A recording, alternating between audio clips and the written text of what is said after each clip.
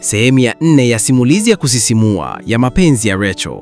Usiku hauelewi, wala hatari isiyoonekana haionekani.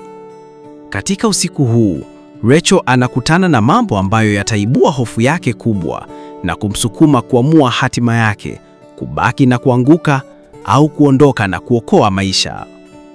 Jiandae kwa hadithi ya mtafaruku, vurugu na hisia zisizoisha.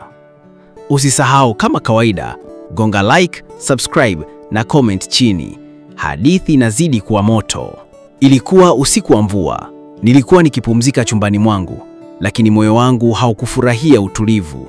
Nilihisi macho ya watu wote nyumbani yananiangalia kila hatua yangu. Mbele ya mlango, nilisikia sauti za mizunguko, mazungumzo ya chini na hatari iliyokuwa ikikua polepole. Nilijua kuwa kuna kitu kikubwa kinakuja, lakini sikujua ni nini. Kisha ghafla, mlango wa nje ulifunguliwa kwa nguvu na Bakari alikuja kwa mwendo wa haraka akiwa na uso mkali wa hofu. "Rachel, lazima uondoke sasa. Hawawezi kuachana na wewe." Niliuliza kwa hofu, "Nani Bakari? Nani wananifuata?" Alinieleza kuwa Madam Sabrina na Brian walikuwa katika mzozo mkubwa na kwamba mambo yalienda mbali zaidi kuliko alivyojua mtu yoyote. Nilipakimbia kutoka chumbani mwangu na kuelekea mlango wa nyuma. Mvua ilinyesha kwa nguvu, ikitiririka kama maumivu yaliyojaa ndani. Nilijaribu kuficha hofu yangu, lakini moyo wangu ulikuwa ukipiga kwa kasi. Nilisikia kelele na matukio yasiyotamka yakijitokeza, sauti za kubishana, mlipuko wa ghadhabu na hata kilio cha mjasiriamali mdogo alikuwa anakimbia hatari hiyo. Usiku huo nilipata maamuzi magumu.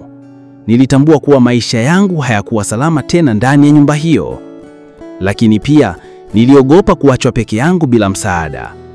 Katika hali hiyo ya mchanganyiko wa hofu, upendo na hatari, nilijiambia, "Rachel, unahitaji kuamua sasa, kuwa hodari au kuruhusu maisha haya ya kudhibiti." Usiku huo ulikuwa mabadiliko. Nilipojitenga kutoka giza la nyumba, nilijua kuwa hatima yangu ilikuwa kwenye mwelekeo mpya, mwelekeo wa hatari, mapenzi na maamuzi ambayo hayatakiwi kurudi nyuma.